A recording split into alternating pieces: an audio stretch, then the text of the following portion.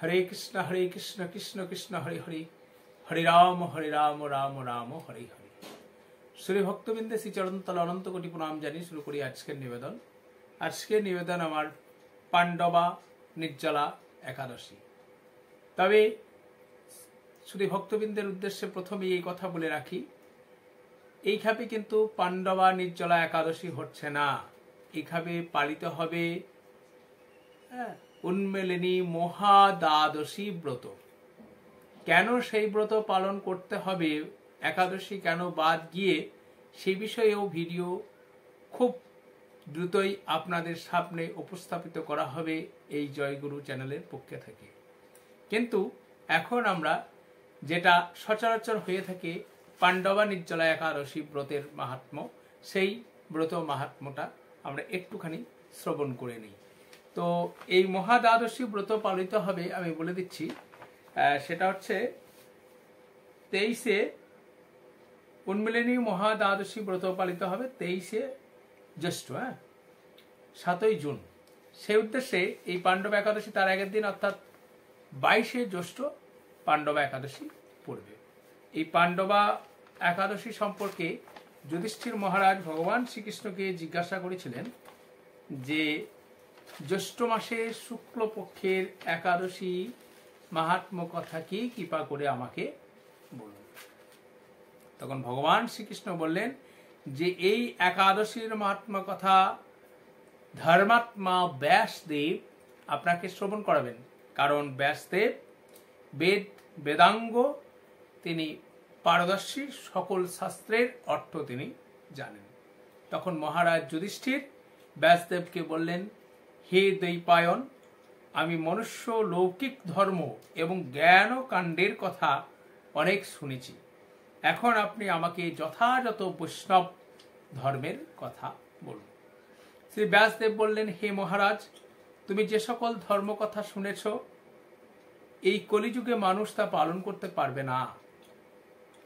যা সুখে অল্প ধনে অল্প কষ্টে নিষ্পন্ন হয়ে মহাফল প্রদান করে এবং সমস্ত শাস্ত্রের সার স্বরূপ, সেইরূপ ধর্মই কলিকালের মানুষের পক্ষে সম্ভব। এখন সেই ধর্ম কথাই তোমাকে বলছি। অর্থাৎ স্বয়ং ব্যাসদেব দাপর যুগে যুধিষ্ঠির মহারাজকে বলে গেছেন যে কলিকাল, এই কালে মানুষের অল্প আয়ু, অন্নগত প্রাণ, এখানে আমাদের যেগুলো সত্য দাপর বা তেতা যুগে যেভাবে ধর্ম সাধন করেছেন, সেইভাবে কিন্তু আমাদের দ্বারা সম্ভব নয়।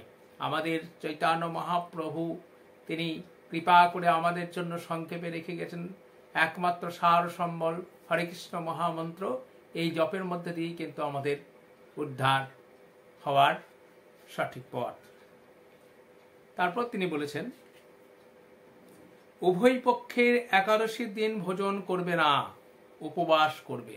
ব্যাসদেব এটি বলছেন।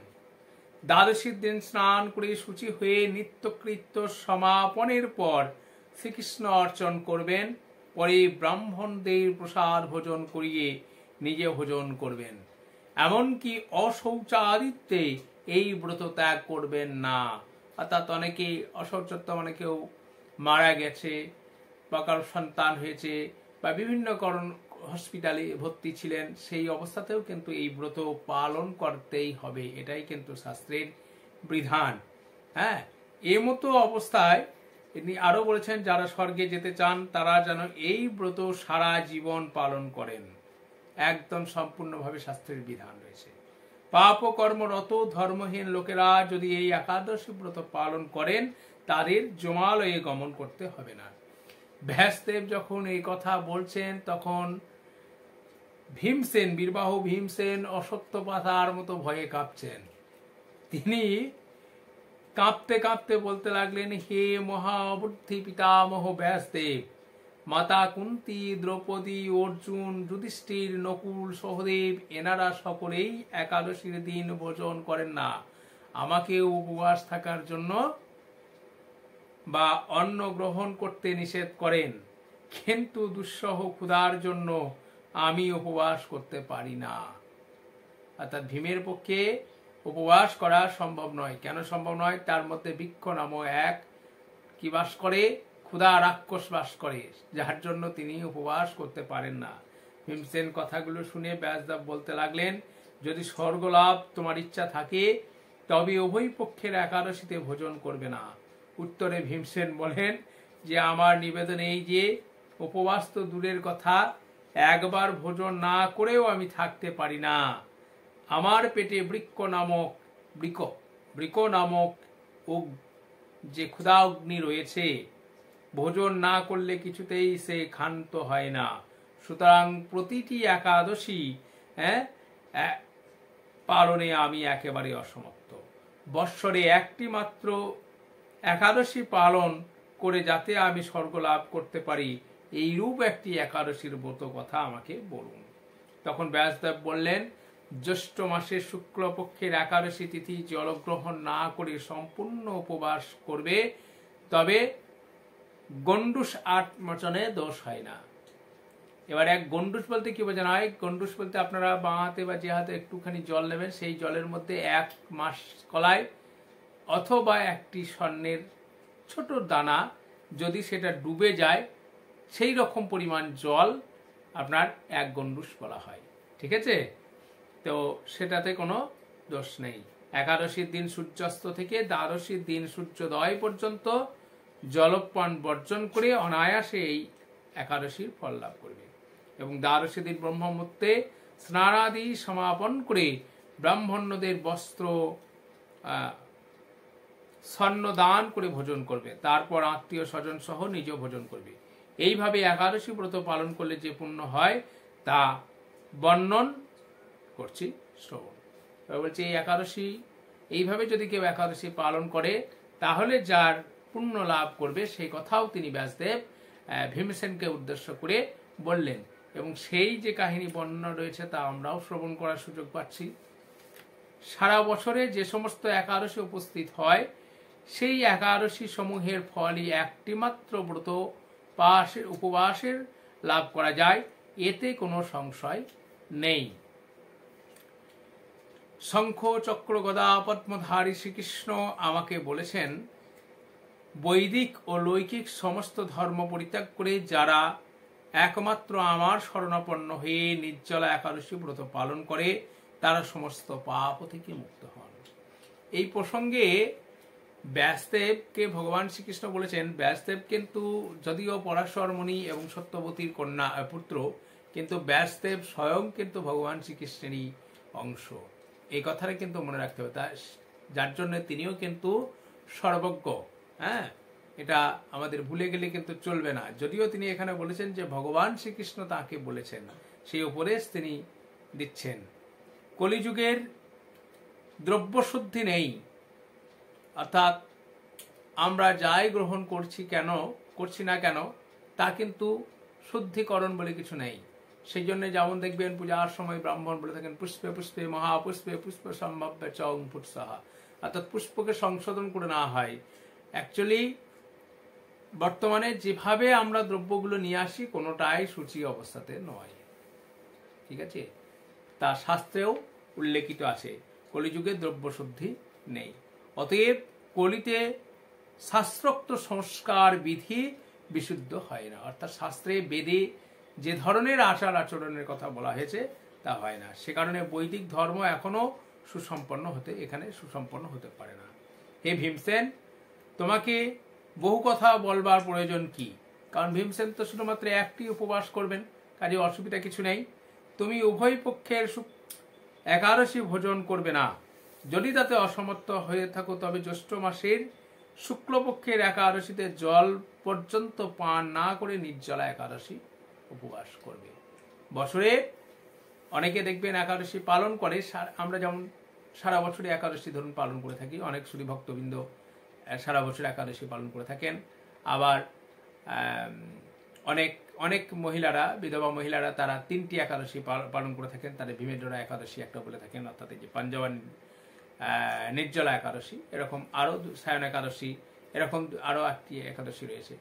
তা এই একাদশীগুলো কিন্তু তারা পালন করে থাকেন। তাদের জন্য কিন্তু অবশ্যই নির্জলা একাদশী পালন করতে হয়। যারা সারা বছর একাদশী করে থাকেন তাদের কিন্তু শাস্ত্রের বিধান রয়েছে যে পঞ্চশস্য বর্জনীয় তৎসহ কিছু খাবার বর্জনীয় করে একাদশী পালন করা যায়। একাদশী তিন ভাবে করা যায়, সেই বিষয় নিয়েও আমি বিস্তারিত একটি আলোচনা আপনাদের সামনে নিবেদনে রাখবো। ঠিক আছে, এই একাদশী ধন ধান্য পুণ্য দায়িনী একথা আমি সত্য করে বলছি। কে বলেছেন? স্বয়ং ব্যাসদেব একথা বলছেন যে একাদশী হচ্ছে পুণ্যদায়িনী। তাহলে এখানে সংশয়ের কিন্তু কোনো জায়গা নেই। যে ব্যাসদেব স্বয়ং কুরুক্ষেত্রের যুদ্ধে দুদিকে যে অস্ত্র ছুড়েছিল, অশ্বত্থামা এবং অর্জুন ব্রহ্মাস্ত্র, সেই ব্রহ্মাস্ত্রকে যিনি আটকে রাখতে পারেন, সেই ব্যাসদেব কথা বলেছেন। কথাগুলো, ঘটনাগুলো মনে রাখতে হবে। যমদূতেরা এই ব্রত পালনকারী ব্যক্তিকে মৃত্যুর পরও স্পর্শ করতে পারে না, পরন্তু বিষ্ণুদূতরা সেই বৈষ্ণবকে বিষ্ণুলোকে নিয়ে যান।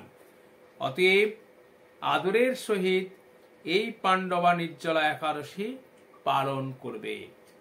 ভীমসেন এই একাদশী পালন করতেন বলে এই একাদশী নাম পাণ্ডবা নির্জলা বা ভীমসেনী একাদশী নামে প্রসিদ্ধ।